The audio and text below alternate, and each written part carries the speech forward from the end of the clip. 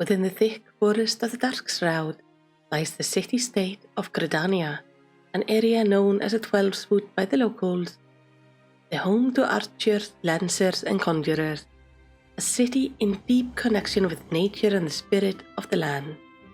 In this video, we will explore the story of Gridania, their history, the unique pageants who govern them, and the dangers the city-state faces to this day. Our tale starts during the Fifth Astral Era. It is the second migration of Higher into Eorzea. Tales tend to conflict a bit on how things progressed during this time, but what we know for sure is that the Higher came and founded the city of Amtapor in the South Shroud, an area just outside the forest at the time. The great influx of Higher pushed the local Ellison further into the forest. There the elementals were not keen on these newcome invaders in form of the Ellison and attacked them, leading the Ellison to seek a haven underground.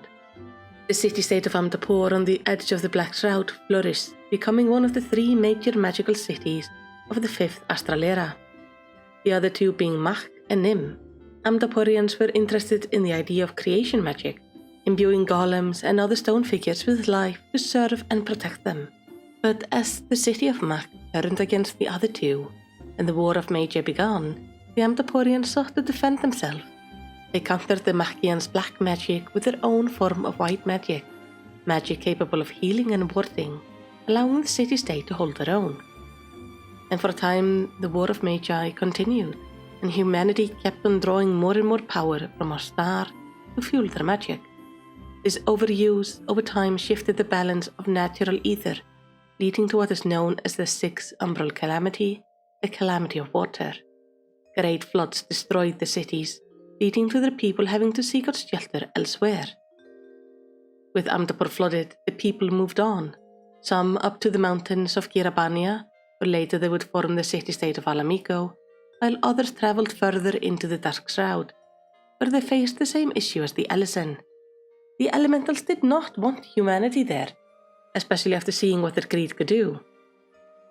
This led to the Higher also moving below ground, and there meeting up with the Ellison. And at the time, they weren't friends. War was waged between the groups until they realized that either they would destroy one another completely and nobody would win, or they could band together and form their own community down there. So they did, creating the city-state of Kilmore. Kilmore became a gigantic subterranean city. It was created over the course of 3 centuries, where the Ellison and Higher burrowed between natural caves, creating a massive system. In fact, some of the remains of Kilmore can still be seen today within the Dark Shroud, including places like Tamtar Deepcroft, where Gridanians bury their dead to this day, and the Moontai Cellar, where the Moontai Brew is produced for a variety of cooking. And while mankind lived below ground, above it lived the bird people known as Ixals. Excellent hunters and flyers, they had been permitted by the elementals to live within the forest, for as long as anyone remembered. But something changed around the year 1020, as for some reason the elemental drove the Ixal out of the forest. And while we don't know for sure why, we do have some theories. One of the more common ones being that the Ixal were growing too numerous for the forest to support, and that they started clearing land without permission from the elementals. Whatever the reason was, the Ixals were pushed out, the bird people heading up to Selfatol along with the Appalachia spine.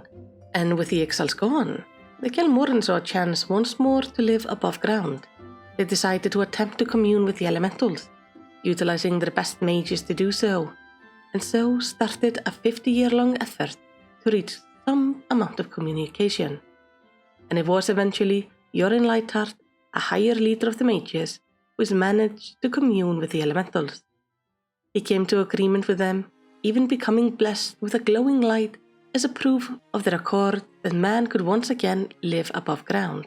Jorin became what is known as a hearer, one who can hear and commune with the elementals, a role with which is vital for the peaceful running of the city. And today, this same role of hearers can actually be seen within the Conjurer Guild, which holds a big part in governing Gridania and keeping the peace with the elementals. But with the accord, the people of Kilmore headed above ground to build the city-state of Gridania. During this time, Jorin had a child which was born with 2 small horns on their head. At first, it was just these tiny little nubs, but as the child grew, their horns grew longer, and the child began being able to predict natural events. Then the child stopped physically aging and took up the name Ihokkopota, becoming the very first Pagel. Pagels are a rare group of children born to the Hires of Gridania. They are blessed by the elementals, having the power to hear the elementals, often glimpse the future, and have a talent for white magic. The Pagels are the guardians of the white magic, so that magic can never be misused again. Having an unnaturally long lifespan, the Pagels stop physically aging during childhood or early adolescence. Their role in life is to appease the elemental and serve Gridania either within their government or within the forest. The Conjure Guild was formed where non-Pagels can learn to commune with the elementals and serve the forest with some basic form of white magic. The guild is also responsible for raising any new Pagel born within Gridania, as by law they are able to take the child away from the parents, no matter what the family wants. This has been a law for a long time, not one everybody likes. But now, with the people of Gridania being above ground and blessed by the elementals, it does not mean their troubles were over. In fact, the Ixals who had moved to Selfatol soon tried to return to the forest. But these were no longer the feathered creatures that lived within the 12th foot. Since being forced out, all new Ixal born were born without pinion feathers, taking away their ability to fly. And the land they now lived in lacked the resources to build a proper settlement. With a life now defined by hardship, it was around 1360 that the Ixal had enough and decided to return to the 12th foot. Their tribes united and they marched to the Shroud, but the Wood Dwellers, who are the guards of Gridania and the surrounding area, managed to repulse these invaders in a fierce battle. This was a hard-fought conflict, leading to the formation of a group known as the God's Quiver, an elite force of guards, which watched for foreign incursions in the forest and protected. Since then, the Ixal have from time to time tried to invade again, becoming a permanent threat to the city-state and the forest.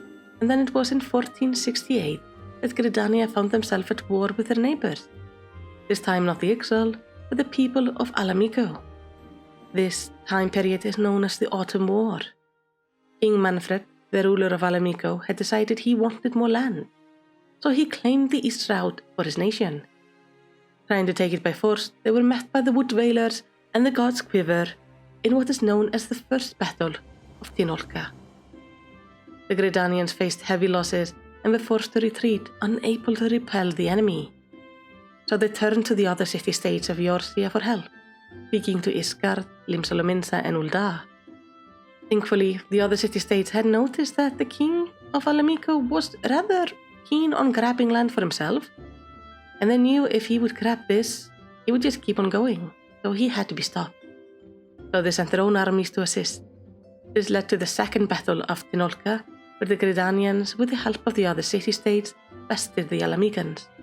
And this was a defining moment for the people of Gridania, as it was a proof of the people's dedication to protect the forest and the elementals, and also showing their strength. As the start of our journey, Gridania still faces invasion from the Ixal and dangers from Alamico, though the latter has been taken over by the Garlean Empire, who is no less hostile towards the city-state. Today, the city-state of Gridania is led by the Seedseer Council and the Elder Seedseer, the current leader being a woman named kan-e-senna, and like many of her lines, she is blessed with the gift of prophecy, giving her so hauntingly clear and detailed vision that by the age of 6, she had already predicted devastating fire and a locust infestation. It was kan-e-senna who formed the Grand Company of the Twin Adder and joined the Orcian Alliance against the invading Garlean forces. Being in her late 20s, she stood with the other leaders at Cartanu during the 7th Umbral Calamity, defending and healing both friend and foe with her white magic. And it's 5 years after that fateful day that we can start our journey in Gridania as either an archer, conjurer, or a lancer. This was in fact my first city and one I hold close to my heart. And even if you do not start there are always a variety of professions one can work on within the city-state, as they both have the guild for carpentry and leatherworking, along with the only place where you can learn to forage herbs, flowers, and wood. And if none of that strikes your interest, well, remember, the achievement vendor is located within Gridania, so eventually you're going to have to come over. But for now, thank you so much for watching this video. I do hope it was informative. If you liked it, would you please do all the good YouTube stuff? It does great things for the algorithm. And if you want more content like this, I recommend one of the videos on the screen, or checking out my channel and playlist for plenty of more lore videos. For now, thank you so much for watching, and I hope you have a lovely day.